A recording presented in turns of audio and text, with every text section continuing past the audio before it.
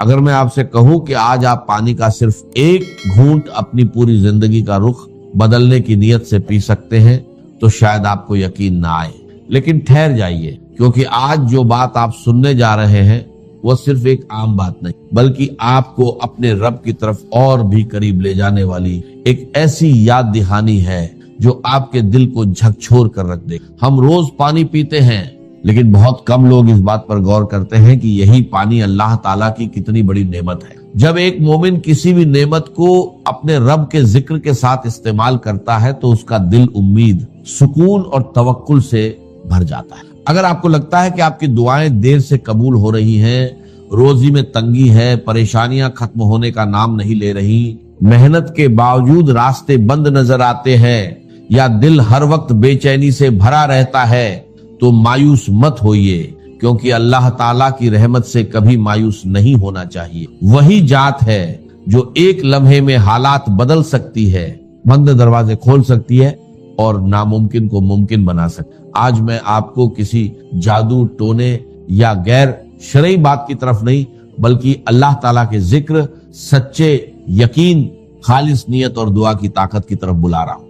یاد رکھیے، اثر کسی لفظ میں نہیں بلکہ اللہ تعالیٰ کی مشیت اور رحمت میں ہوتا ہے۔ جب بندہ پورے یقین اور ٹوٹے ہوئے دل کے ساتھ اپنے رب کو پکارتا ہے تو اس کی کوئی بھی دعا اللہ تعالیٰ سے۔ میرے پیارے بھائیوں اور بہنوں، ہو سکتا ہے آج کا یہ بیان آپ کی زندگی کا وہ موڑ ثابت ہو جائے جس کا آپ کو برسوں، اس لیے اس بیان کو آخر تک ضرور سنیے، کیونکہ ہو سکتا ہے آج اللہ تعالیٰ آپ کے دل میں امید کی وہ روشنی پیدا کر دے جو آپ کی زندگی کا اندھیرا ختم کر دے۔ یاد رکھیے، جس رب نے کن فیکون فرمایا اور پوری کائنات وجود میں آ گئی، اسی رب کے لیے آپ کی مشکلیں، آپ کا قرض، آپ کی بیماری، آپ کی پریشانیاں اور آپ کی تمام جائز حاجتیں بالکل مشکل نہیں۔ بس ضرورت ہے سچے یقین، صبر اور توکل کی۔ جب بھی پانی کا گلاس اپنے ہاتھ میں لیں، اسے صرف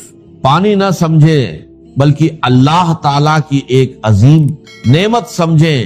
دل سے بسم اللہ الرحمن الرحیم پڑھیں، اپنے رب کی حمد کریں، اپنی جائز حاجتوں کے لیے دعا کریں اور پورا بھروسہ اسی پر رکھیں، کیونکہ وہی دعاؤں کو سننے والا، رحمتیں برسانے والا اور اپنے بندوں پر سب سے زیادہ مہربان ہے۔ اگر آپ بھی چاہتے ہیں کہ آپ کا دل اللہ تعالیٰ کے ذکر سے روشن ہو جائے تو اس بیان کو آخر تک ضرور سنیں اور کمنٹس میں ماشاء اللہ، الحمدللہ اور سبحان اللہ ضرور لکھیں۔ انشاءاللہ اللہ تعالیٰ کے ذکر کو آگے پہنچانے اور دوسروں کو نیکی کی طرف بلانے کی نیت پر بھی آپ کو ثواب ملے گا۔ اب ذرا اپنے دل سے ایک سوال کیجئے، کیا وجہ ہے کہ کچھ لوگ مشکلوں کے سمندر میں بھی سکون سے رہتے ہیں، جبکہ کچھ لوگوں کے پاس سب کچھ ہونے کے باوجود ان کے دل بے چین رہتے ہیں؟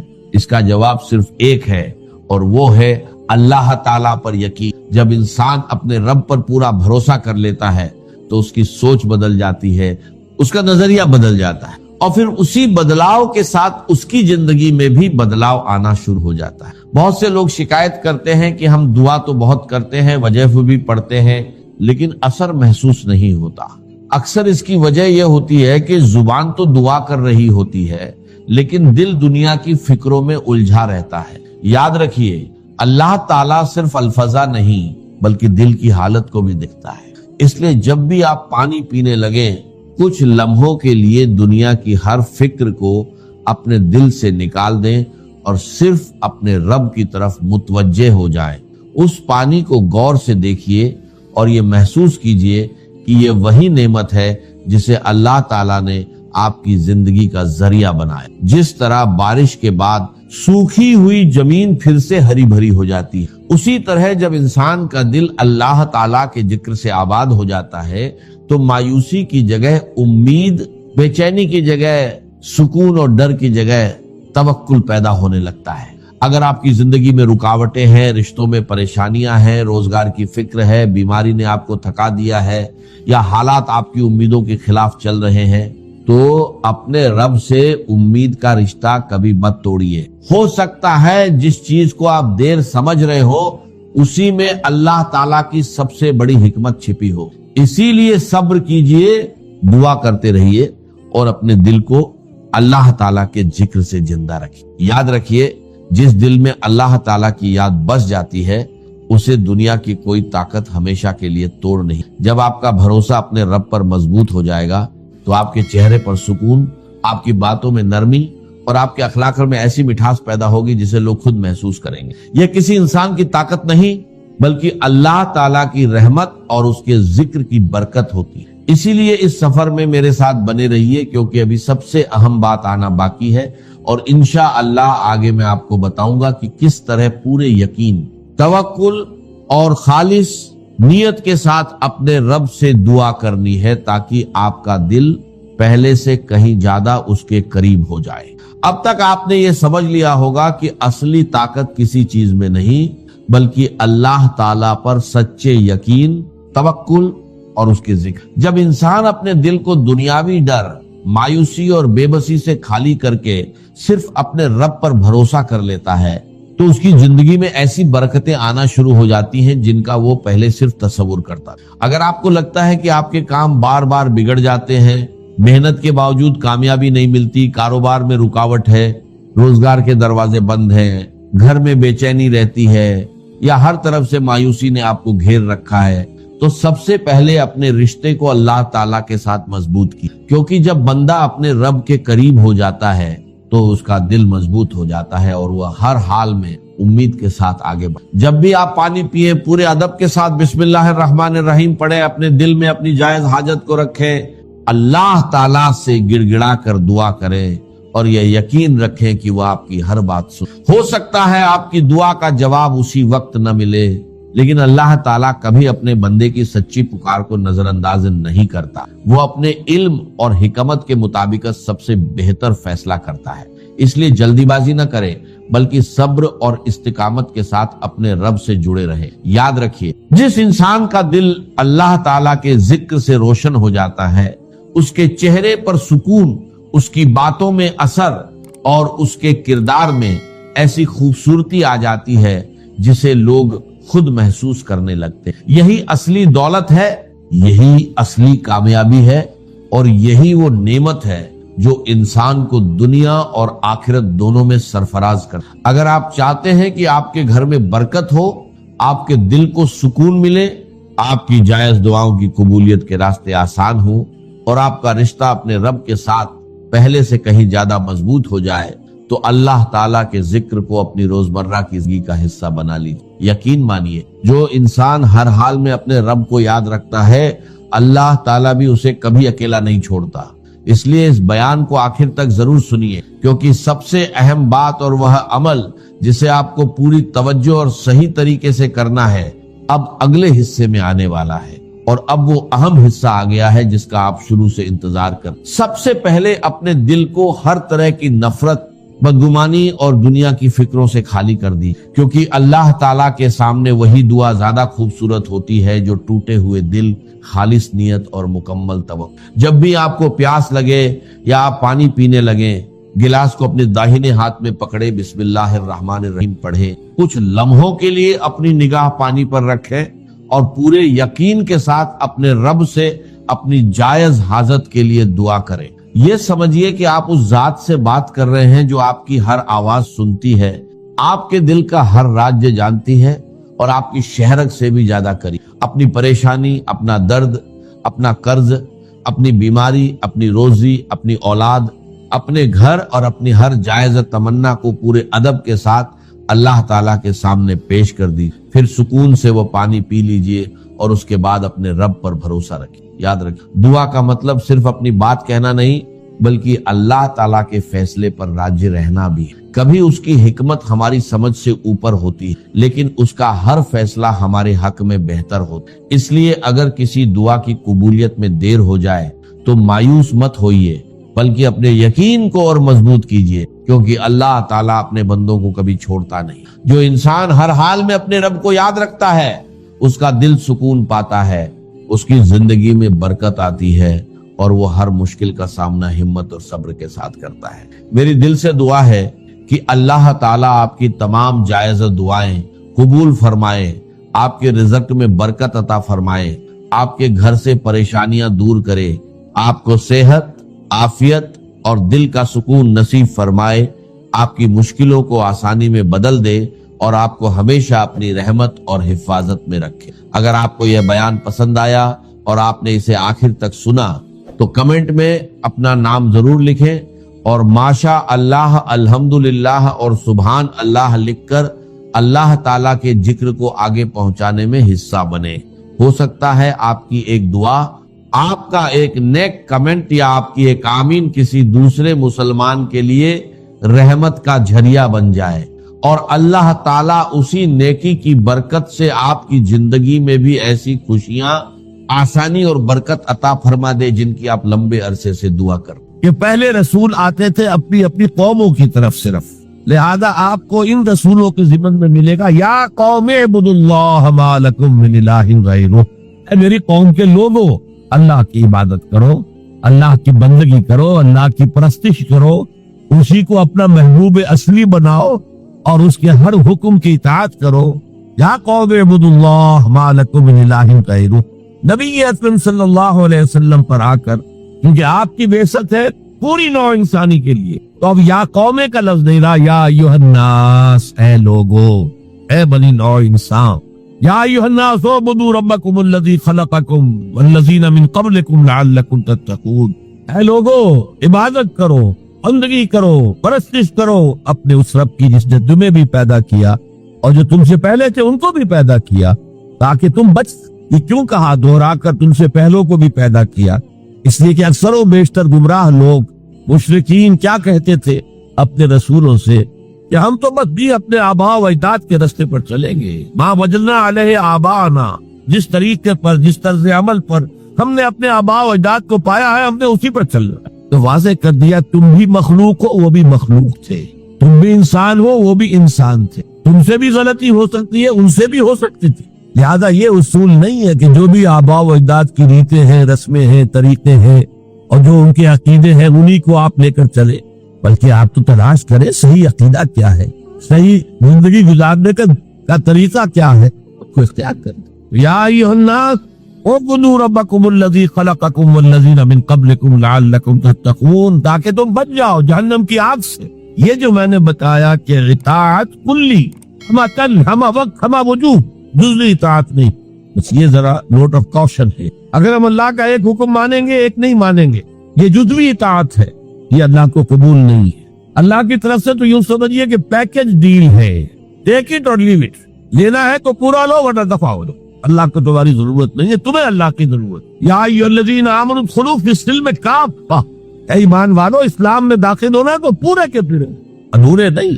اور سورہ بقرہ کی آیت نمبر 85 کے اندر تو وعید آئی ہے، افتؤمنون ببعض الکتاب وتکفرون ببعض، کیا تم ہماری کتاب، ہماری شریعت کے کچھ حصے کو مانتے ہو اور کچھ کو رد کرتے ہو؟ فما جزاء من یفعل ذلک منکم، تو جو کوئی بھی تم میں سے یہ روش اختیار کریں گے ان کی کوئی سزا اس کے سوا نہیں ہے، کان کھول کر سنیے، ان کی کوئی سزا اس کے سوا نہیں ہے کہ دنیا میں ذلیل و خوار کر دیے جائے اور قیامت کے دن یردون الی اشد العذاب، شدید ترین عذاب میں دھونک دیے جائیں۔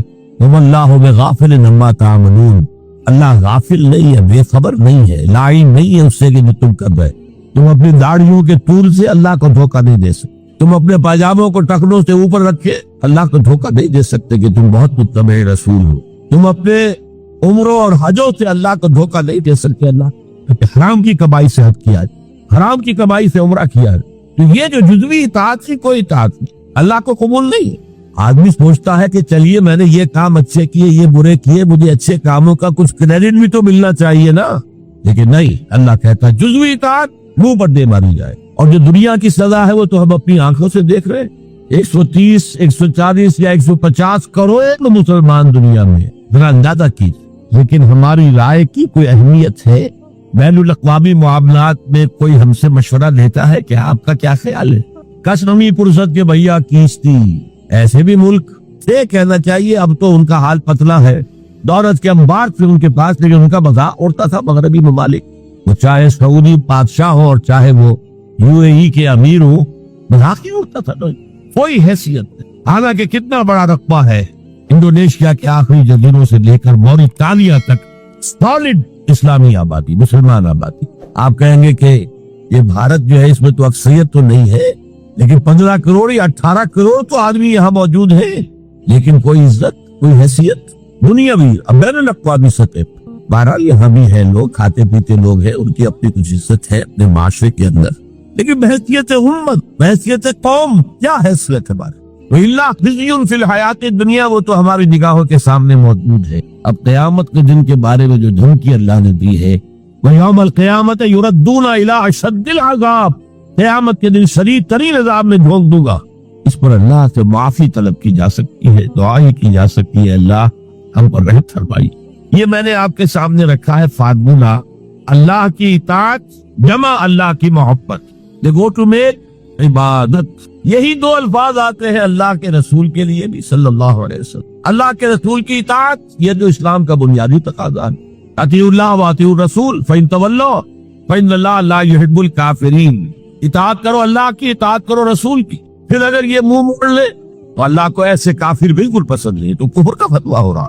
لیکن اللہ کے رسول کی اطاعت کے ساتھ محبت کو جمع کیجئے۔ میں نے ابھی آپ کو حدیث سنائی ہے، حضور نے فرمایا لا یؤمن احدکم حتی اکون احب الیہ من والدہ وولدہ والناس اجمعین۔ تم میں سے کوئی شخص مومن ہو ہی نہیں سکتا جب تک کہ میں اسے محبوب تر نہ ہو جاؤں، اپنے باپ سے، اپنے بیٹے سے اور تمام انسان سے۔ تو اللہ کے رسول کی اطاعت جمع اس کی محبت۔ اس محبت کے ضمن میں ایک واقعہ یاد آیا جس سے اندازہ ہوگا کہ کس قدر اپنائیت تھی، کتنا قرب تھا حضور کے اور حضرت عمر فاروق رضی اللہ تعالیٰ عنہ کی مابین۔ ایک مرتبہ حضور دریافت کرتے ہیں حضرت عمر سے، عمر تمہیں مجھ سے کتنی محبت ہے؟ اب آپ سوچئے، ذرا سا بھی مغایرت کا باریک سا پردہ بھی اگر کہیں ہو تو کیا یہ سوال کیا جا سکتا؟ تو انتہائی قریبی شخص سے ہی کیا جائے گا، تمہیں مجھ سے کتنی محبت؟ عرض کیا آپ مجھے دنیا کے ہر انسان سے بڑھ کر عزیز۔ فرمایا اور اپنی جان سے؟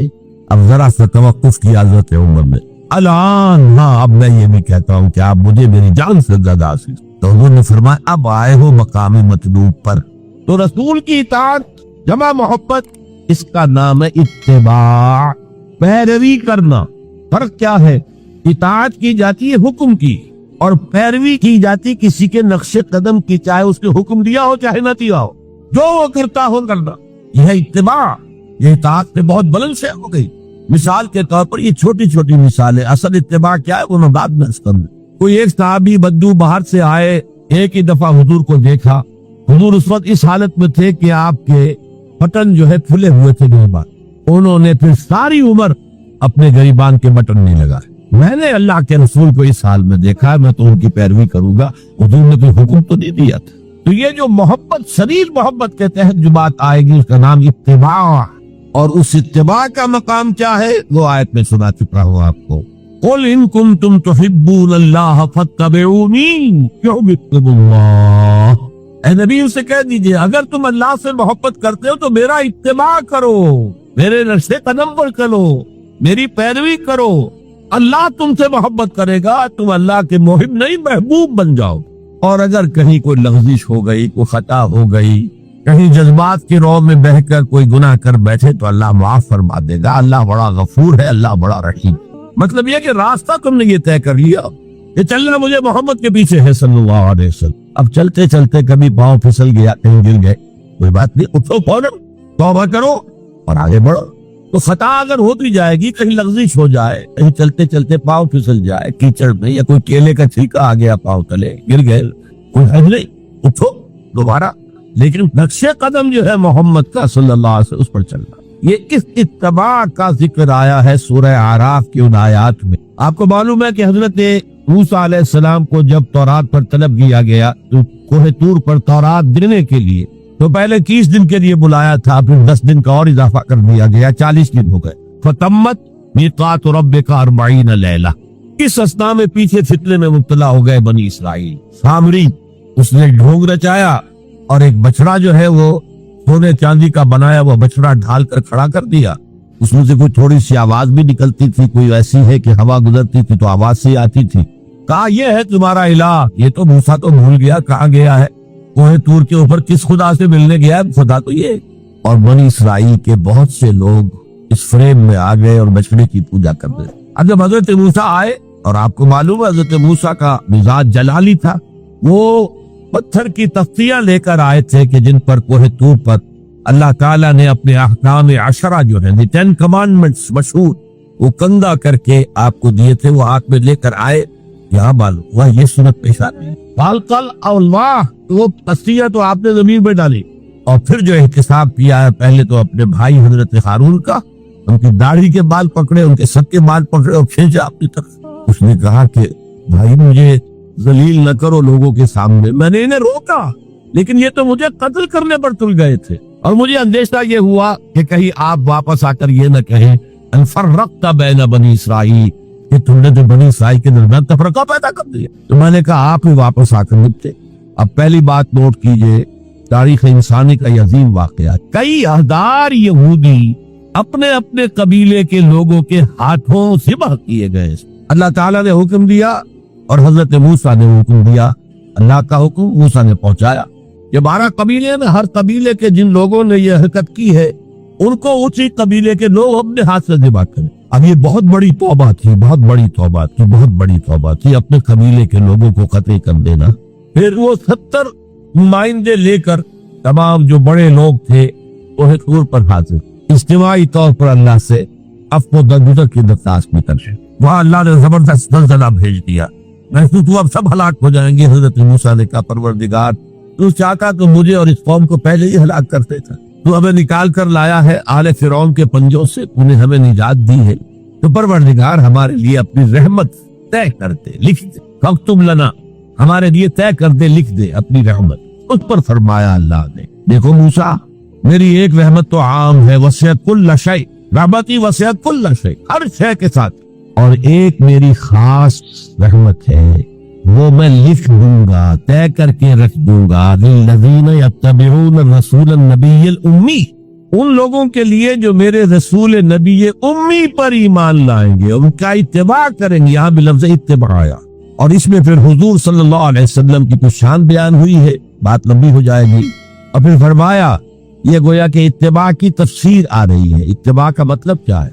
वल्लज़ीना आमनू बिही वअज़्ज़रूहु वनसरूहु वत्तबउ अन्नूर अल्लज़ी उन्ज़िला मअहू उलाइका हुमुल मुफ़्लिहून। तो जो लोग इन पर ईमान लाएंगे और जो उनकी ताज़ीम करें और जो उनकी नुसरत करेंगे, मदद करेंगे, और जो उस नूर की पैरवी करेंगे जो उनके साथ नाजिल किया जाएगा, तो वही होंगे मुफ़्लिहून, वो होंगे कामयाब होने वाले। फलाह याफ्ता लोग वो होंगे जो ये 4 रिश्ते हमारे उस रसूल नबी उम्मी के साथ पुख्तगी के साथ कायम कर। ये 4 रिश्ते क्या है? इत्तिबाए रसूल का तकाजा अव्वल तो इन 4 अल्फाज के हवाले से समझिए, फिर जरा एक दूसरे अंदाज में भी बयान कर। वल्लज़ीना आमनू बिही, पहला कदम ईमान, लेकिन ईमान के समझ लीजिए अच्छी तरह 2 दर्जे हैं। आप में से बहुत से हज़रात को मुझे तवक्को है ईमान मुजमल, ईमान मुफस्सल याद होंगे। ईमान मुजमल क्या? आमनतु बिल्लाहि कमा हुवा बिअस्माइही व सिफातिही व क़बीलतु जमीअ अहकामिही इक़रारुम बिल लिसान व तस्दीकुम बिल क़ल्ब। पहला दर्जा है इक़रारुम बिल लिसान, अशहदु अल्ला इलाहा इल्लल्लाह व अशहदु अन्ना मुहम्मदन रसूलुल्लाह। कोई हो हिंदू हो, सिख हो, पारसी हो, ईसाई हो, यहूदी हो, ये कलमा पढ़े और वो मुसलमान हो गया। इक़रारुम बिल लिसान पर हमारा दुनिया में मुसलमान समझा जाना मौकूफ, लेकिन असल ईमान ये नहीं। असल ईमान है तस्दीकुम बिल क़ल्ब, दिल में यकीन। जब तक दिल का यकीन न हो ईमान नहीं है।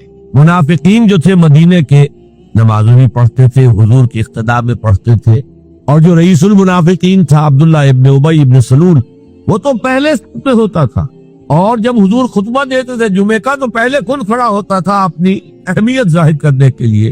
देखो लोगों, ये अल्लाह के रसूल हैं, इनकी बात पूरी तवज्जो से सुनो। ये सिर्फ अपनी चौधराहट के इज़हार के लिए कि मैं बड़ी शेर हूँ, इसलिए कि वो खजरज का बड़ा सरदार था। औस और खजरज के 2 अरब कबीले थे मदीने में, जिनमें से कि खजरज का कबीला बड़ा था, औस का छोटा, और खजरज का सरदार ये अब्दुल्ला इब्न उबई था। और इसके बारे में ये तय हो चुका था इसे हम अपना बादशाह बना लें। चुनाचे सोने का ताज तैयार हो चुका था, अभी ताज पोशी सिर्फ बाकी थी कि हुजूर तशरीफ ले आए हिजरत फरमाकर। बेताज बादशाह आ गया सल्लल्लाहु अलैहि वसल्लम। लिहाजा इसके सारे ख्वाब जो है वो मुंतशिर हो गए। लिहाजा पहले दिन से पक्का मुनाफिक ईमान लाया, अगर वो भी जरा देर से लाया, ग़ज़वा बदर के बाद लाया। पहले उसने सोचा था अभी तेल देखो, तेल की धार देखो, وہ تیل کی دھار جو نظر آئی غزوہ بدر میں، 313 نے 1000 کو شکست دی ہے، اور یہ نہتے تھے، تلواریں بھی سب کے پاس نہیں تھی، کچھ لوگوں کے پاس تلواریں تھی، اور وہ 1000 کیل کانٹے سے لیس ہو کر مکے سے آئے تھے۔ 70 بڑے بڑے سردار ان کے مارے گئے، عین میدان میں کھیت رہے، اور 70 جو ہے ان کے قیدی بن گئے۔ تب اس نے کہا کہ ٹھیک ہے، اب تو ایمان لے آنا چاہیے، کیونکہ یہ تو معلوم ہوتا بڑی طاقت ہے۔ بہرحال سب سے پہلے میں کہہ رہا تھا کہ ایمان، لیکن ایمان دل سے۔ قرآن مجید نے کیا کہا ان منافقین کے بارے میں؟ اذا جاءک المنافقون قالوا نشهد انک لرسول اللہ۔ پورا منافقون ہے کہ نہیں 28ویں پارے میں؟ اے نبی، جب آپ کے پاس منافق آتے ہیں کہتے ہیں ہم گواہ ہیں، ہم گواہی دیتے ہیں کہ آپ اللہ کے رسول ہیں، اور اس طرح اللہ کا تبصرہ دیکھیے، واللہ یعلم انک لرسول، اور اللہ خوب جانتا ہے کہ آپ ان کے رسول ہیں اس کے۔ اب میں ذرا ترجمہ کیا کرتا ہوں، اللہ سے بڑھ کر کس کو معلوم ہے کہ آپ اللہ کے رسول ہیں؟ لیکن واللہ یشہد ان المنافقین لکاذبون، اللہ گواہی دیتا یہ منافق جھوٹے۔ مسلمان تو وہ تھے، کلمہ گو تھے، حضور کی امامت میں نمازیں پڑھ رہے تھے، لیکن منافق تھے، اللہ نے منافق قرار دیا۔ دل ایمان سے خالی تھے، بلکہ ہوتے ہوتے دلوں کے اندر حضور سے عداوت پیدا ہو گئی، اہل ایمان سے عداوت پیدا ہو گئی۔ اسی سورہ مبارکہ میں آگے چل کر آتا ہے ہم العدو فاحذرہم، اصل دشمن یہ ہے، یہ مارے آستین ہے۔ جو کافر ہے وہ تو باہر سے حملہ کرتے ہیں، پتہ چلتا ہے، سامنے سے آ کر لاٹھی مار رہا ہے کوئی آپ کو، یہ تو آپ کے آستین کے اندر بیٹھے ہوئے ہیں مسلمان بن کر، اور یہ وہاں سے ڈنک ماریں گے، مارے آستین۔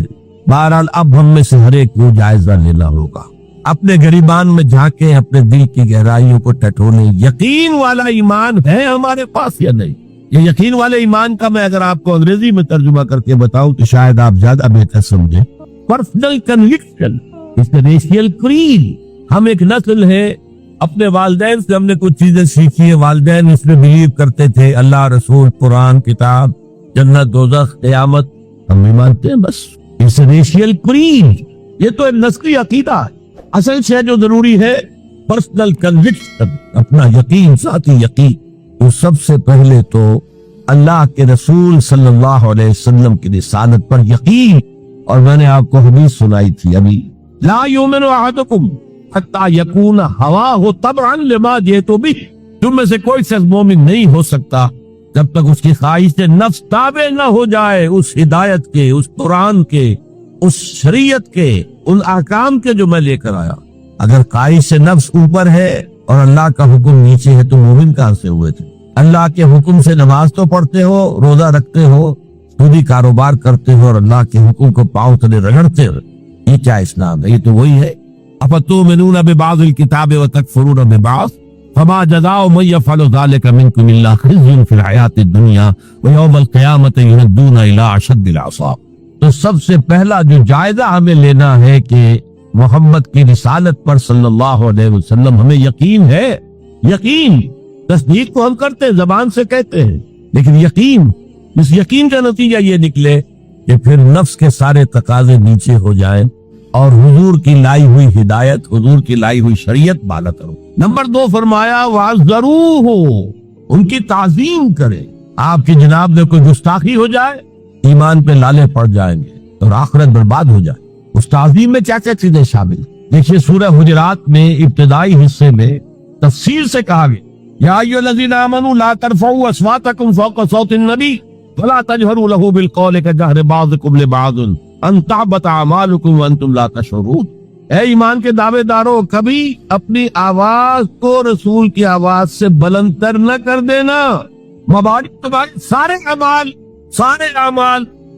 ہو جائیں اور تمہیں پتہ بھی نہ چلے۔ میں نے کوئی گناہ کبیرہ تو نہیں کیا ہے، میں نے کوئی کفر تو نہیں کیا ہے، بس یہی ہوا نا کہ حضور کی آواز کے مقابلے میں اپنی آواز کو اونچا کر دی۔ لا ترفعوا اصواتکم فوق صوت النبی ولا تجهروا له بالقول كجهر بعضكم لبعض، بلند آواز سے جیسے آپس میں باتیں کر لیتے ہو ایسے کبھی بات نہ کر بیٹھنا۔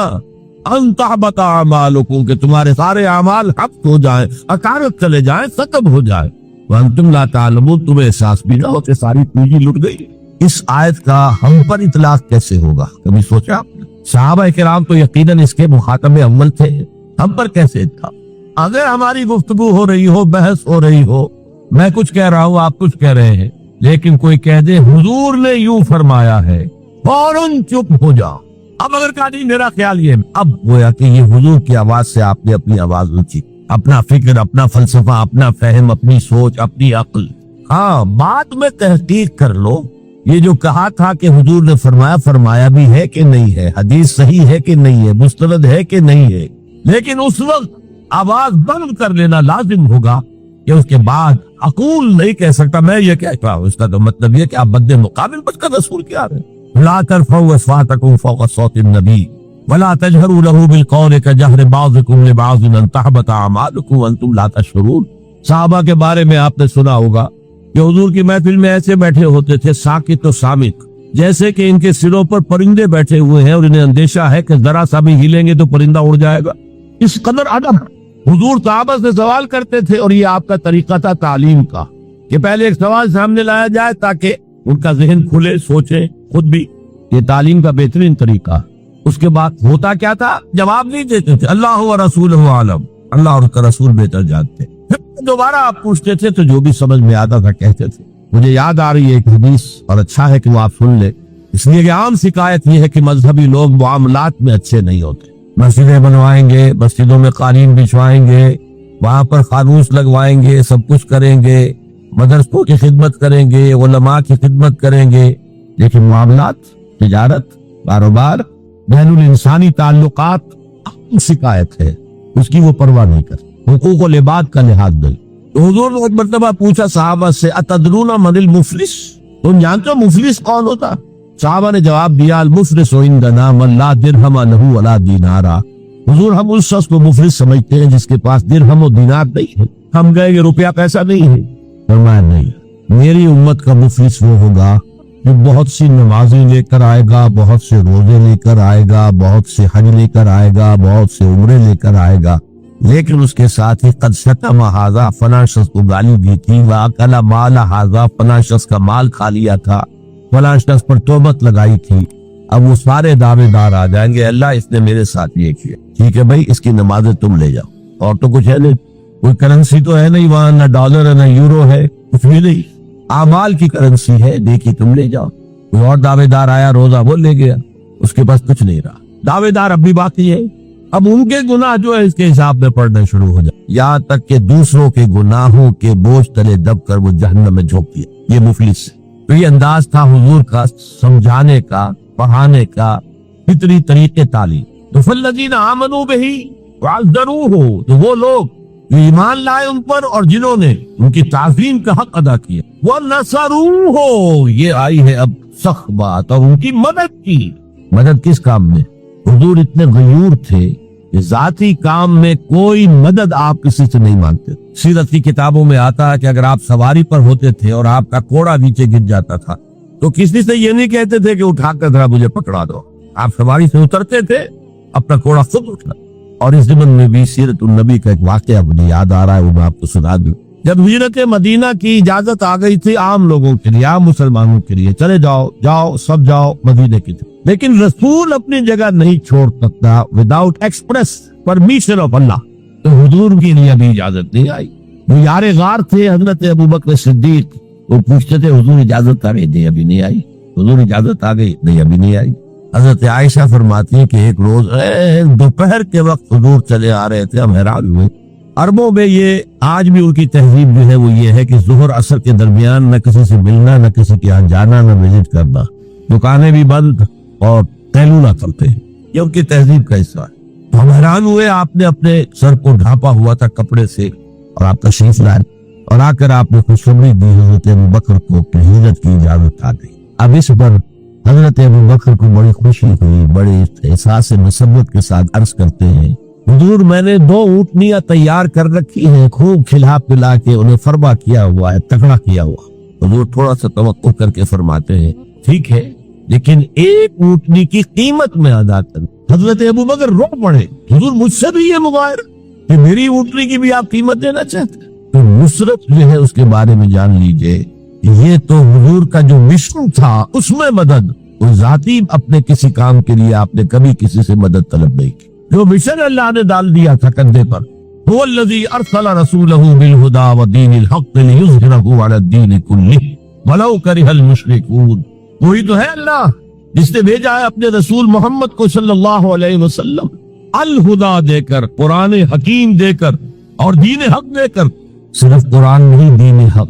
جو عربی سے واقف ہے کچھ لوگ وہ سوچتے ہوں گے جو واو دو آیا ہے درمیان میں، یہ واو تفسیری ہے، یہ واو عطف ہے۔ اگر یہ واو عطف ہے تو مغایرت ہو جائے گی، الہدا کچھ اور ہے، دین حق کچھ اور ہے، مغایرت لازم ہے معطوف اور معطوف علیہ کے اندر۔ وہ مغایرت کیا ہے؟ صرف قرآن پر کوئی نظام نہیں بن سکتا، نظام بنتا ہے جب قرآن پر سنت رسول کا اضافہ کیا۔ لہذا دین حق صرف قرآن نہیں ہے، قرآن بابا سنت رسول صلی اللہ علیہ وسلم اب نظام بنتا۔ جیسے قرآن میں کتنی دفعہ کہا اقیموا الصلاۃ اقیموا الصلاۃ اقیموا الصلاۃ الذین یقیمون الصلاۃ، کتنی مرتبہ۔ لیکن کیا نماز کا کوئی نظام بن سکتا ہے قرآن کی بنیاد پر؟ کیا یہ نماز کے 5 اوقات معین ہو سکتے ہیں یقین کے ساتھ؟ اشارات تو ہے، لیکن یہ کہ کیا یقین کے ساتھ 5 کا یہ معاملہ؟ یہ تو معلوم ہے کہ قیام بھی ہے، رکوع بھی ہے، سجود بھی ہے، ترتیب کیا ہے؟ یہ کسی قرآن مجید کی آیت سے ثابت ہوگا؟ پھر ہر رکعت میں رکوع ایک ہے، سجدے 2 ہوں گے، کیوں؟ یا تو سجدہ بھی ہوگا یا رکوع بھی 2 ہو، لاکھ اختلاف ہو جاتے ہیں۔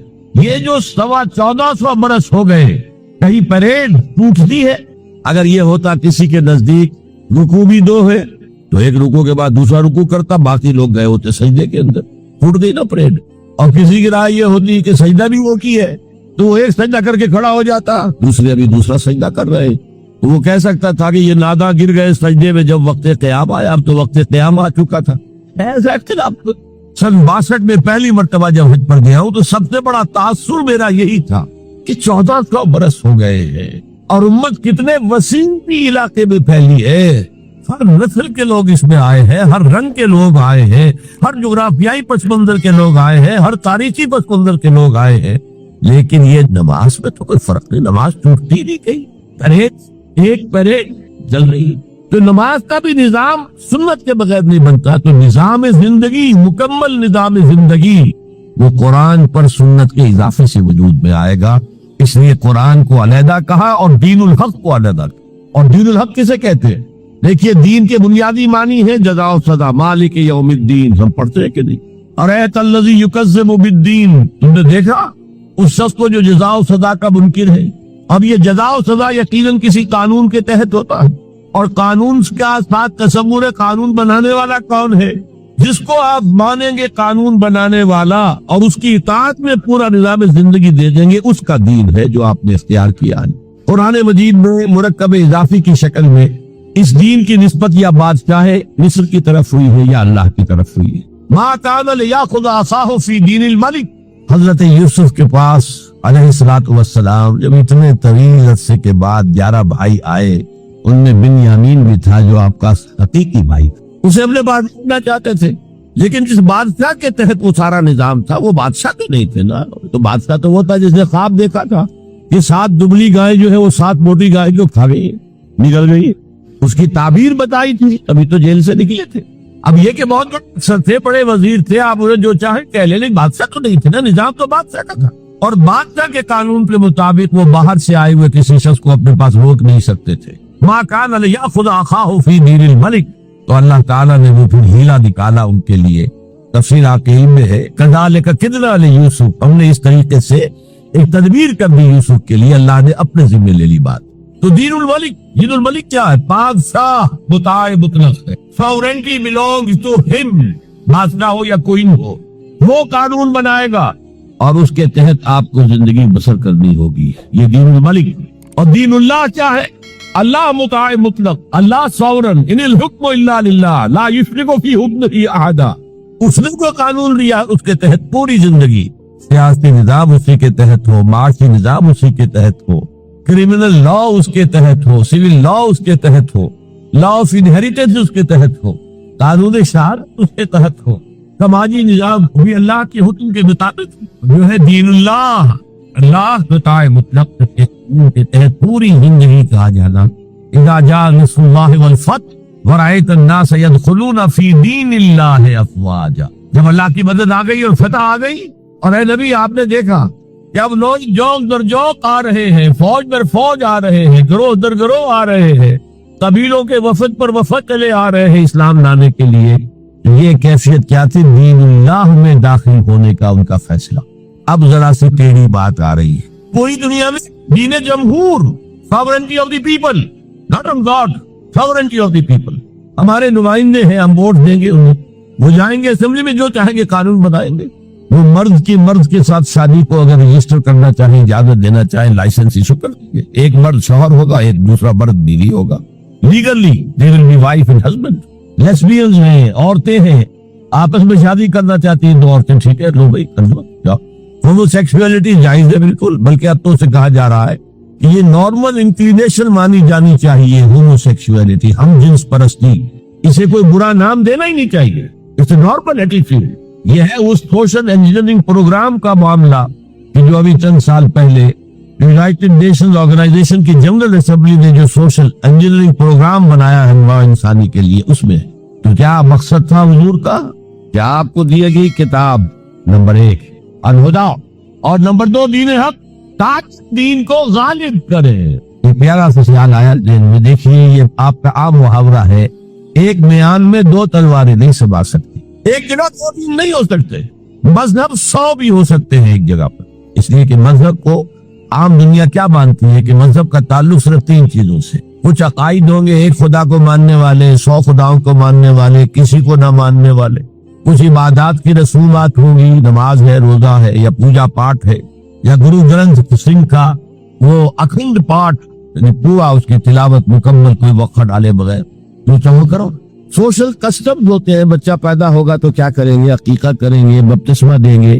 عیسائی بپتسمہ دیتے ہیں، بیپٹائز کرتے ہیں. ہم عقیقت پیدا ہوتے ہی دائیں کان میں، اذان بائیں میں، اقامت کہتے ہیں. کوئی مر جائے گا تو کیا کریں گے؟ ڈیڈ باڈی کا جلائیں گے یا دفنائیں گے، یا پارسیوں کی طرح کہیں اونچی جگہ پر رکھ دیں گے کہ کیلے اور کوے آئیں اور کھا جائیں. کم سے کم ان کی غذا کا تو کام چلے نا. زمین میں دبا دیں گے تو مٹی ہوگا، مٹی میں مل جائے گا، کسی کے کام ہی نہیں آئے. بہرحال ان 3 چیزوں کے مجموعے کا نام ہے مذہب. جبکہ دین کے اندر 3 چیزیں مزید شامل ہو جاتی ہیں: سماجی نظام، معاشی نظام، سیاسی نظام. یہ 3 جمع 3 بن کر دین بنتا ہے. تو دین تو 2 نہیں ہو سکتے. جمہوریت اور آمریت تو ساتھ نہیں ہو سکتے. کیپٹلزم اور کمیونزم تو ساتھ نہیں ہو سکتے. ڈیموکریسی اور ملوکیت تو ساتھ نہیں ہو سکتے. اس اعتبار سے ایک مغلوب ہوگا، ایک غالب ہوگا. مغلوب مذہب بن جائے گا اور غالب دین ہو. آج دین جمہور غالب ہے. تو یہ اقبال کا شعر ہے بڑا پیارا: بندگی میں ڈھک کے رہ جاتی ہے ایک دھوئے کباب، اور آزادی میں بہرے بے قرار ہے زندگی. اگر دین آزاد ہے، غالب ہے، چھایا ہوا ہے، تو وہ ہے اصل دین، ورنہ وہ سکڑ کر مذہب بن جائے. ہم 60 سال پہلے دینی انگریز پڑھتے تھے. حاکم کون تھا؟ کوئی بادشاہ کو ملکہ بیٹھا ہوا یا بیٹھی ہوئی ہے انگلستان میں. وائس رائے یہاں ایک ہوتا تھا اس کو، لیکن وہ حاکم نہیں تھا، ساورن نہیں تھا. ساورنٹی ان کی تھی، اصل حکومت ان کی تھی. ہز میجسٹیز گورنمنٹ یا ہر میجسٹیز گورنمنٹ، ان کی تھی حکومت. تو اس اعتبار سے دین کو غالب کرنا یہ بہت جان جوتوں کا کام تھا. یہ نوٹ کر لیجئے آپ. دیکھیے تمام نبی اور رسول مبلغ بن کر آئے، داعی بن کر آئے، بشیر بن کر آئے، نذیر بن کر آئے، بشارت دینے والے کہ اللہ کے راستے پر آؤ گے فراح و ریحان و جنت نعیم. اور اگر انذار کرنے والے نذیر بن کر آئے، اگر غلط راستے پر جاؤ گے تو جہنم ہے. حضور بھی یا ایھا النبی انا ارسلناک شاہدا و مبشرا و نذیرا و داعیا الی اللہ باذنہ و سراجا منیرا. یہ جو 5 حیثیتیں ہیں یہ مشترک ہے حضور میں اور تمام انبیاء میں. اگرچہ ہر حیثیت میں حضور کی اپنی شان ہے جس میں کوئی دوسرا نبی ان کے قریب نہیں آ سکے گا. لیکن نوٹ کیجئے یہ آیت جو میں اس وقت آپ کے سامنے رکھ رہا ہوں، جس کے لیے نصرت مطلوب تھی، آؤ میرا ہاتھ بٹاؤ، یہ قرآن میں 3 دفعہ آئی ہے محمد الرسول اللہ کے لیے اور کسی کے لیے نہیں آئی. ابراہیم کی نسبتیں دیکھیے، 3 نسبتیں ہیں کتنی اعلیٰ بلند. خلیل اللہ ہے، واتخذ اللہ ابراہیم خلیلا. ابو الانبیاء ہے، سینکڑوں رسول اور نبی ان کی اولاد میں آئے. حضرت اسحاق کی اولاد سے وہ جو prophets of the Old Testament ہے، ان کی کتابیں جو ہے صحیفے ہیں، دیکھیے